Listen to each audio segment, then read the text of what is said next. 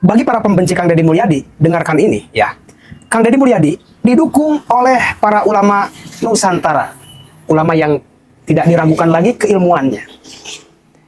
Dr. Andes, Ustadz Adi Hidayat, Buya Yahya, Gus Muafik, ya, Ustadz Basalamah, dan beberapa ulama Tasikmalaya, dan lain sebagainya banyak pokoknya ya. Jadi, kesampingkan dulu prasangka kita terhadap Kang Deddy Mulyadi pencitraan. Ya kan? Emang tidak banyak itu orang biasa yang bukan pejabat di konten-kontennya itu selalu memberikan kebaikan-kebaikan pada orang lain. Banyak selain Kang Deddy Mulyadi. Kreator konten memberikan sedekah, memberikan uang. Apalagi ini Kang Deddy Mulyadi sebagai pejabat. Bahkan sebelum menjabat pun beliau selalu berbuat baik.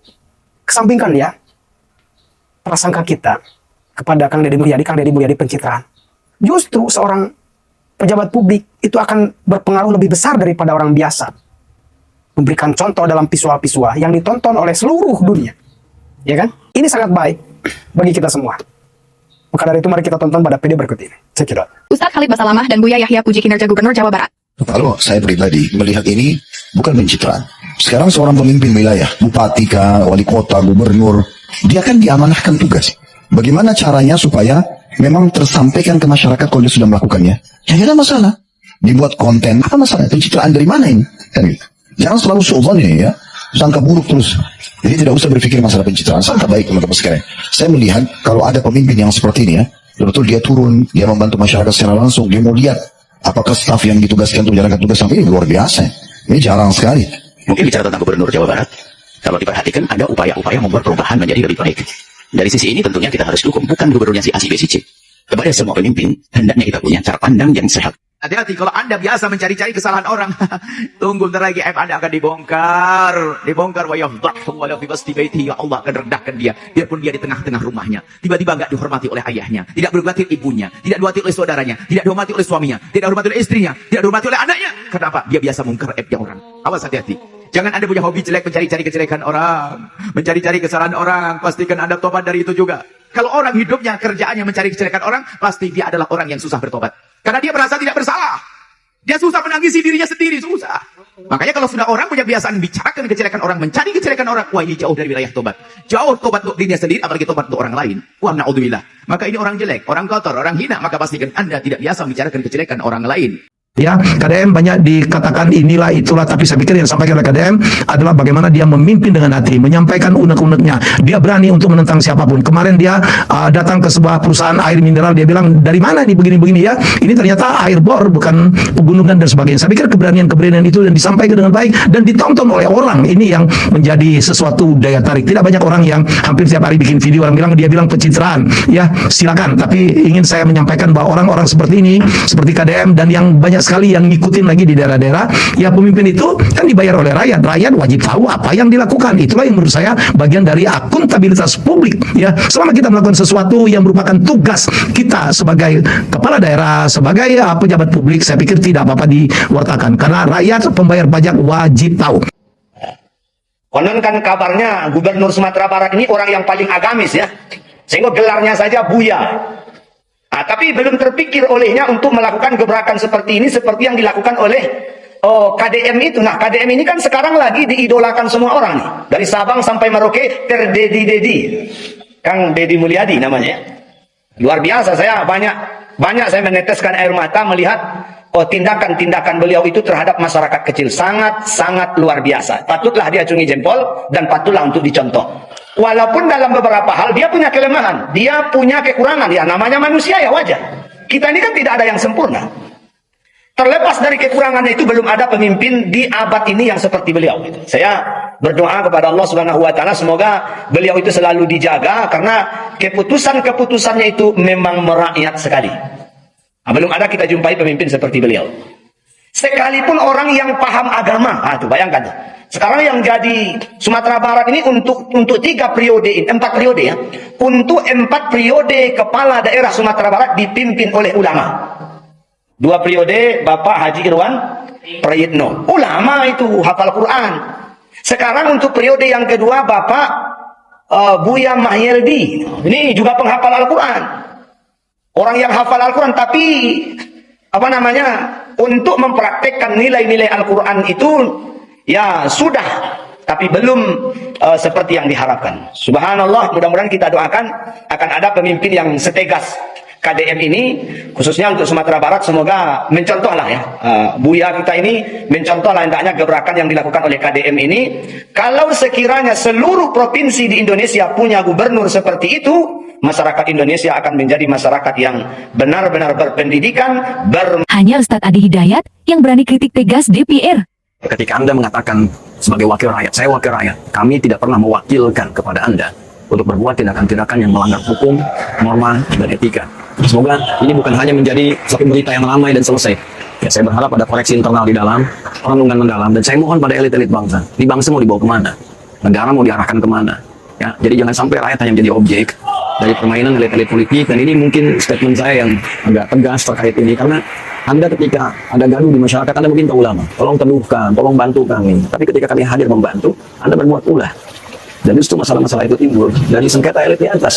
Saya mohon, mudah-mudahan Allah Subhanahu wa Ta'ala merahmati kita semua, memaafkan kita dan maafkan dengan kata-kata ini kalau kurang berkenan. Nah, pagi ini saya bareng menghadiri Milad Muhammadiyah dengan Ustadz ternama. Jauh dari Sulawesi. Saya termasuk peminat Pak Gubernur. Oh, saya penggemar Pak Ustadz. Jadi Terbuka, tepat, dan bikin ketawa. Pak Gubernur langsung ke masyarakat. Tidak mesti selalu di kantor untuk melayani masyarakat. Luar biasa. Dan mudah-mudahan jadi aman. Pak Gub, saya selalu bilang, keliru seorang pejabat kalau tidak digunakan jabatannya untuk gampang sesuatu. Kalau kami berdakwah ini jangan minum hamar, tetap minum aja. Tapi gubernur bikin perda selesai dalam 1 hari. Siap. Saya doakan Pak Gubernur sehat walafiat, memimpin Jawa Barat. Iya. Dan saya memang pengen masuk surga. Ustadz bimbing saya, dan sekarang saya sering masuk angin. Pesan buat warga Jabar, Pak. Ya, alhamdulillah. Jadi menjadi masyarakat itu tentu semua ada cobaannya. Yang menjadi masalah bukan cobaan, tapi siapkah kita menghadapi cobaan. Dan konsep Islam ketika ada masalah, 2 kata Nabi, kata Allah, ista'inu bisabri wassalah. Sabar, perbaiki sholat. Insya Allah Allah yang selesaikan masalahnya. Terima kasih Pak Gub telah hadir untuk masyarakat Indonesia. Terima kasih. Hidup itu adalah percobaan. Apa yang dilakukan oleh kita semuanya percobaan. Karena yang aslinya nanti. Ya, hidup banyak cobaan. Kalau banyak cucian namanya laundry. Ya, mudah-mudahan walaupun hidup adalah percobaan, kita tidak menjadi manusia percobaan. Ya. Terima kasih. Terima kasih.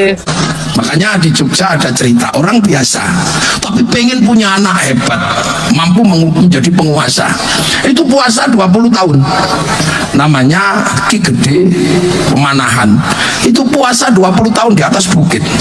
Punya anak namanya Sutowijoyo, mendirikan kerajaan Mataram. Belum lama ada perempuan namanya Sukirah. Karena orang biasa, dia pengen punya anak hebat, puasa selama hamil. Selama hamil puasa, punya anak, dikasih nama Soeharto. Jadi presiden selama 32 tahun. Di Jawa Barat ada orang yang hobinya naik gunung, puasa. Iya kan, puasa, tirakat, sampai ditinggal istrinya. Ada di Jawa Barat dari dulu hobinya naik gunung, puasa, hening, tirakat, sampai istrinya pergi karena nggak tahan. Orang kok ditinggal pergi terus. Itu akhirnya jadi gubernur Jawa Barat. Itu hobi puasa Kang Deddy itu, hobi puasa, tirakat. Jadi Jawa Barat ini dipimpin oleh orang yang hatinya bening, mentirakati sampean, sehingga anak kecil pun Kang Deddy. Sampai ada yang minta tanda tangan kebalik tadi. Itu apa? Energi yang diciptakan dari puasa itu Kang Deddy. Jadi jangan salah, makanya dulu zaman SDSB orang kalau cari nomor biar nomornya tembus, itu puasa. Bener kan? Nggak tahu kalau sekarang mungkin ngeslot puasa. Jadi puasa ini hampir dulu semuanya dilakukan oleh orang-orang hebat. Makanya sampai dokter aja tahu orang kalau mau dioperasi harus puasa. Kalau dia nggak puasa, dokternya nggak mau operasi. Makanya sampean ingat, puasa ini bukan barang baru. Makanya Allah memerintahkan puasa pakai landasan kama kutiba alal ladzina min qablikum. Seperti orang dulu juga kewajiban puasa. Makanya Nabi Adam puasa. puasanya Nabi Adam apa? Ayyamul bed, ayyamus sud. 13, 14, 15 rembulan. Sama 27, 28, 29 rembulan. Nabi Idris, Nabi kedua, itu ditanya sama umatnya, kamu kok ngajak ke surga? Emang kamu tahu surga di mana? Setiap ditanya, Nabi Idris akhirnya puasa. Dan ketika Nabi Idris puasa, dan puasanya Nabi Idris puasa tidak makan yang tidak bernyawa. Nabi Daud puasanya Nabi Daud sulit, sehari iya sehari tidak, sehari ya sehari tidak. Nabi Musa sebelum mendapatkan pencerahan, the 10 of commandment, 10 perintah Tuhan, puasa di gunung Tursina. Nabi Muhammad sebelum mendapatkan wahyu 15 tahun naik turun gunung khalwat di atas gunung. Syekh Abdul Qadir Al-Jilani di padang pasir puasa 25 tahun. Syekh Hasan Sadili 20 tahun. Sunan Kalijaga 3 tahun. Jadi puasa ini menghasilkan orang-orang yang punya kekuatan.